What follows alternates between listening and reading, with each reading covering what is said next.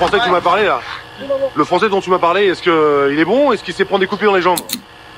Jérôme, Tokyo, c'est un petit peu Paris pour vous avec cette tour Eiffel derrière. «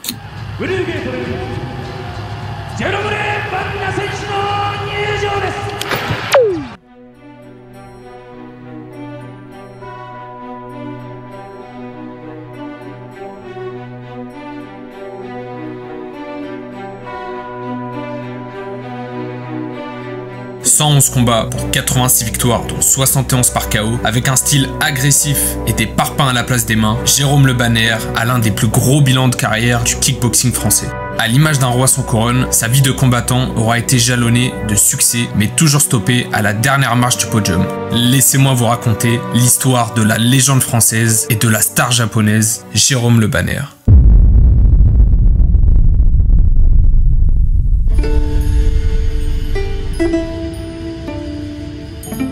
Né au Havre en 1972, Jérôme vient d'une famille modeste. Son père est chauffeur routier et accessoirement boxeur semi-pro. Sa mère, elle, de son côté, est manutentionnaire. À l'âge de 6 ans, le jeune Jérôme est turbulent et solitaire. Il surmène son entourage et pour le canaliser, sa mère décide de l'inscrire au judo. Il y montre déjà un grand potentiel et y apprend les valeurs de respect et de dépassement de soi des sports de combat. 8 ans plus tard, soit à 14 ans, Jérôme découvre un film et un acteur, La Fureur de vaincre et Bruce Lee. Il devient alors tout de suite fan du personnage de Bruce Lee et dévore les ouvrages dédiés à sa personne, ce qui aura une influence considérable sur sa vie, poussant le jeune Jérôme à s'inscrire au karaté et à même adopter la garde inversée du Jeet Kune Do qu'il gardera jusqu'au sommet de sa carrière. L'autre grande influence de Jérôme sera évidemment son père. Surnommé le taureau de Normandie, il était un boxeur redouté, aussi bien sur le ring que en dehors. Et comme tout bon fils, Jérôme rêve de suivre les traces de son père. Il veut boxer. Mais sa mère s'y oppose fermement, voulant protéger son fils des stigmates qui couvraient le visage de son mari après ses combats. Jérôme n'aura pas d'autre choix que d'attendre sa majorité pour pouvoir enfin s'inscrire dans un club de full contact. C'est donc à 18 ans que Le Banner démarre véritablement sa carrière de boxeur sous l'égide de René Paulet. Ses débuts sont hésitants, mais très vite, Jérôme prend ses marques et commence à faire parler de lui. Il devient champion de France de full contact chez les poids lourds, puis décroche le titre de champion d'Europe ISK en battant Stéphane Réveillon, avant de réaliser un gros fait d'armes en remportant le titre intercontinental contre Mike Bernardo, à une époque où le Sud-Africain est redouté de tous. Nous sommes alors en 1995, Le Banner a 22 ans, un palmarès de 22 victoires dont 19 par KO et sa carrière va bientôt prendre un tournant décisif. De par sa faculté à éteindre ses adversaires avant la limite et de façon spectaculaire, Jérôme va se faire repérer par les promoteurs japonais, qui vont l'inviter à rejoindre le K1, plus grand tournoi annuel de l'époque, avec 16 des plus gros strikers de la planète et en pleine expansion de super show, un peu à l'image de l'UFC aujourd'hui. Ni une ni deux, Jérôme saisit alors l'opportunité et prend le premier vol, direction le pays du soleil levant.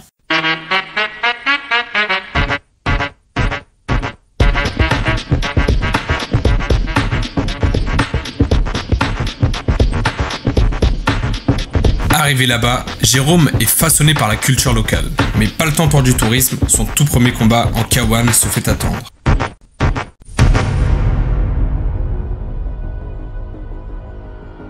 Le Banner se retrouve contre un Thaïlandais tout juste sorti de prison pour avoir tué un homme avec un high kick au niveau de l'arcade. Faisant plus d'une vingtaine de kilos de moins que Le Banner, le Thaïlandais ne faisait pas peur de par son physique, mais de par sa grande expérience.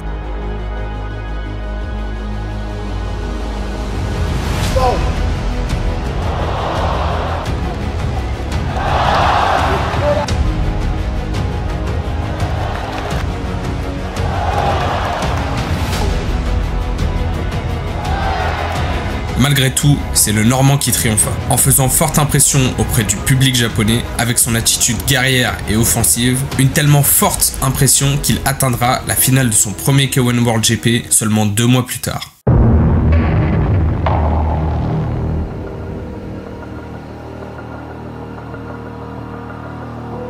Le 4 mai 1995, Jérôme enchaîne donc un KO sur la star japonaise Satake au 3e round et sur son ami et rival Mike Bernardo au 2e round. Mais la finale contre Peter Aerts fut expéditive. Jérôme, souffrant d'une blessure au nez à cause de ses précédents combats qui se sont déroulés quelques heures auparavant, il s'oblige à maintenir une garde très haute, ce que son adversaire ne laissera pas passer en lui infligeant un coup fatal au plexus, mettant à terre le jeune Normand et mettant fin à son rêve d'atteindre le trône, du moins pour cette année.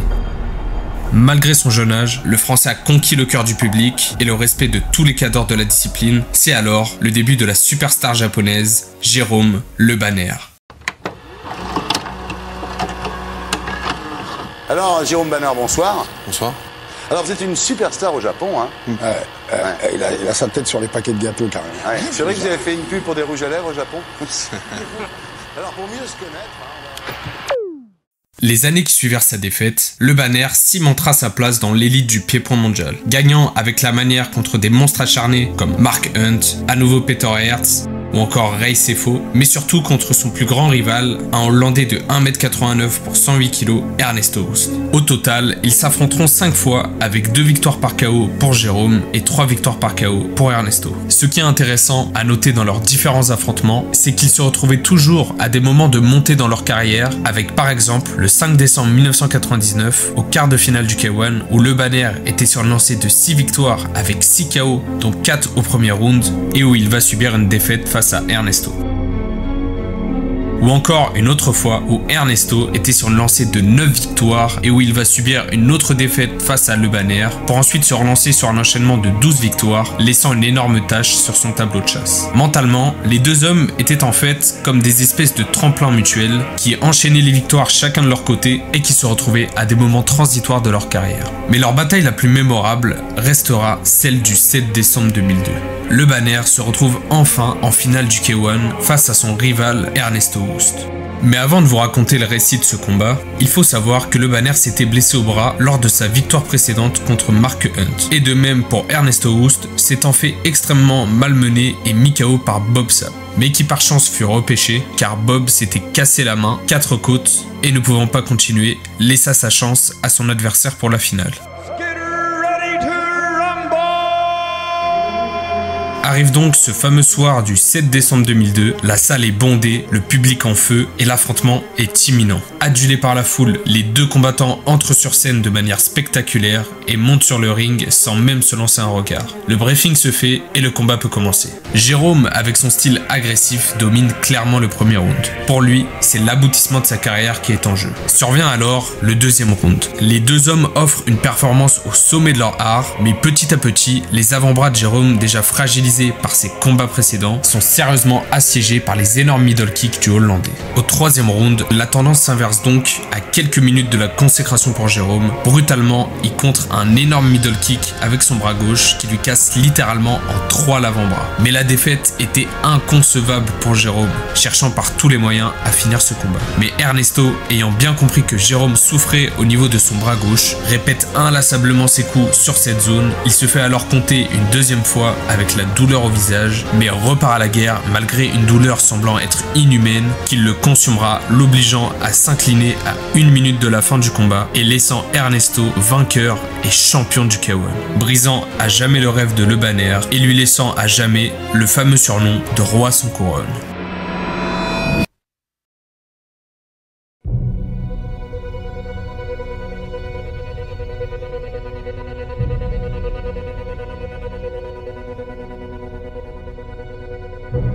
Aujourd'hui, la hache de guerre entre les deux combattants est plantée et ils ont pu se retrouver de nombreuses fois afin de se remémorer leurs divers affrontements, portant celui de la finale du K1 2002 comme étant le combat le plus fort en émotion de toute leur carrière. Mais bien heureusement, les années qui suivirent sa convalescence suite à sa blessure, Le Banner ne se laissa pas abattre. Toujours à la recherche de nouveaux défis, il affrontera de nombreuses autres pointures comme le Biélorusse Vitali Akramenko, jusqu'à même qu'en 2004, un combat en boxe anglaise soit pressenti contre le tueur en série de la discipline, Mike Tyson. Tout commence lorsque Jérôme déclare dans une interview qu'il serait partant pour se battre contre Tyson au K1. L'organisation tente alors de signer Iron Mike et lui offre 2 combats contre Jérôme, le premier en boxe anglaise et la revanche en boxe thaï. Au milieu des négociations, Tyson fait une apparition aux côtés de Mohamed Ali au K1 GP de Las Vegas. La presse s'empare donc du combat et un journal américain demande à Jérôme s'il ne redoute pas les fameux sauts d'humeur de Mike dans le ring. Ce à quoi répond Jérôme: je suis pas Holyfield moi. Bien sûr que j'accepterai un combat dans les règles de la boxe, mais une fois dans le ring, je ferai absolument tout ce que je veux. Boxe anglaise ou pas, je lui mettrai des kicks. Tyson a mordu une oreille, maintenant il va manger une pointure de 46 en pleine tête. Malheureusement, le combat ne se fera jamais car Tyson ne réussira pas à obtenir de visa pour aller combattre au Japon en raison de son casier judiciaire. Mais dans son autobiographie parue en 2013, Mike Tyson donne une toute autre version. Après avoir confirmé qu'il avait bien reçu les menaces de Jérôme, Mike ajoute: j'aurais été dingue de me battre avec ces monstres, je préférais largement rentrer à mon hôtel et me détendre. Malgré la déception du non-lieu de ce combat, le chemin de Jérôme ne s'arrêta pas et une énorme guerre se prépara. En 2005, après être toujours sorti victorieux du titre de champion du monde ISK ou WKN, il défend à nouveau son titre WKN face à Oliver Van Damme et met KO l'Allemand au premier round. Vient alors, un mois plus tard, le combat qui nous intéresse, contre un Marseillais, Cyril Abidi. Et il s'agit de l'un des combats de kickboxing les plus impressionnants de l'histoire. Dès le début du combat, Jérôme domine très largement, allant même jusqu'à infliger un compte à son adversaire lors de la 2e reprise. Mais intervient alors l'action qui va faire de ce combat une véritable démonstration de force. À la suite d'un coup de tête accidentel, le Normand est ouvert à l'arcade, lui laissant un gigantesque gonflement sur le crâne qui en aurait fait abandonner plus d'un. Mais même avec la tête de Frankenstein, pour Jérôme, impossible d'abandonner le combat. Il enverra alors des avalanches de coups sur son adversaire en le mettant au tapis plusieurs fois et étonnamment, le Marseillais résistera vaillamment à ses assauts. Le combat s'achèvera au 5e round par TKO pour Jérôme. Il fêtera alors sa victoire, le visage complètement déformé, et lui ainsi que son adversaire laisseront aux yeux des spectateurs l'une des plus grandes performances de l'histoire et une preuve de leur esprit de combativité.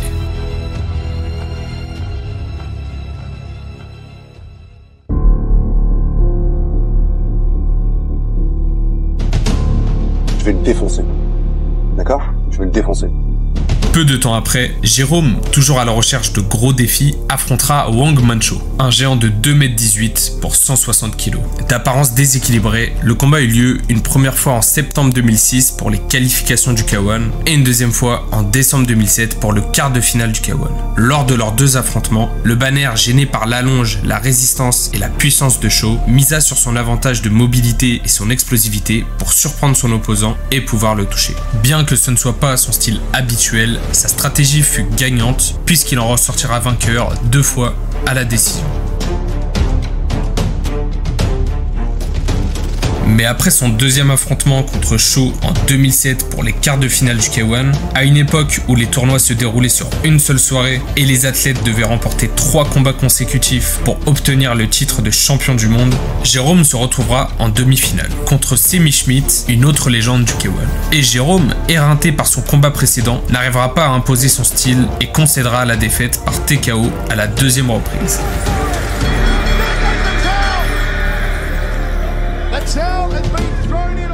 Dans une interview d'après-combat, il dira concernant son combat contre Shaw qu'il n'était pas humain, qu'un combat contre lui était donc plus qu'éprouvant et avec un peu plus d'expérience sur le ring, personne ne serait en mesure de l'arrêter. 6 mois plus tard, Jérôme prend sa revanche face à Semi Schmidt pour le titre de champion du monde K1 mais perdra à la décision. Déçu alors de cet affront, il persistera avec un dernier affrontement face au Hollandais mais perdra une nouvelle fois, cette fois-ci par KO au premier round. Malgré ça, la suite de la carrière de Jérôme sera couronnée de succès et KO mémorables, tout en enchaînant plusieurs titres mondiaux dans différentes organisations.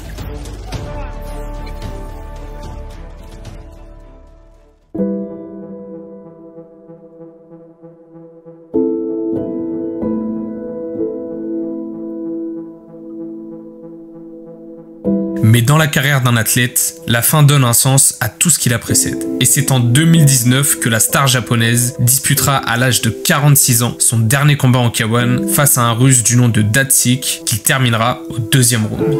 Yes, попадание от Лебанера, четко.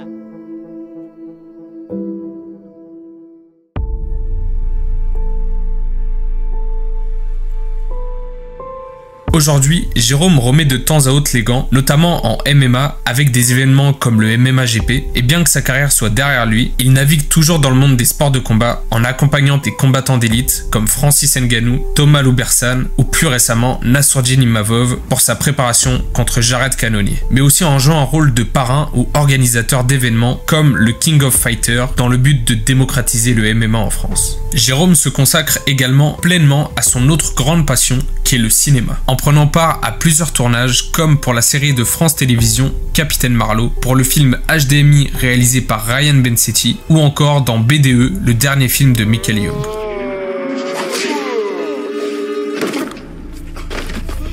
En résumé, le roi sans couronne est l'un des combattants les plus dangereux de sa génération, cumulant un total de 111 combats pour 86 victoires. Il est à la fois un grand guerrier des temps modernes, s'engageant toujours à 100% lors de ses combats, en allant chercher le chaos malgré des dominations nettes de ses adversaires, mais il est aussi un grand bienfaiteur, prônant toujours la paix et le respect avec ses adversaires, défendant les différents courants philosophiques du samouraï tout au long de sa vie, et accomplissant des actions humanitaires comme lors des différentes catastrophes au Japon. Il est l'exemple à suivre pour les futures générations de combattants. C'était l'histoire de l'homme qui avait tout accompli sportivement, comme spirituellement, mais qui n'avait jamais eu la chance de toucher le sommet de son art, Jérôme Le Banner.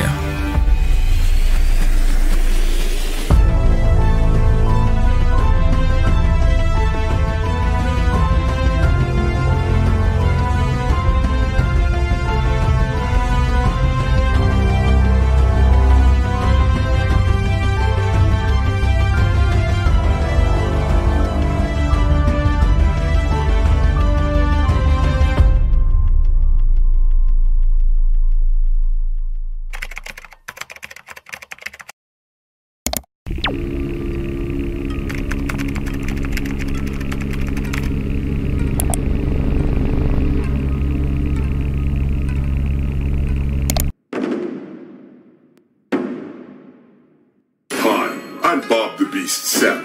I've got something to tell you. I will be battling out with my rival. That's right, the uncrowned champion, Jerome Le Banner. Let's start the game again.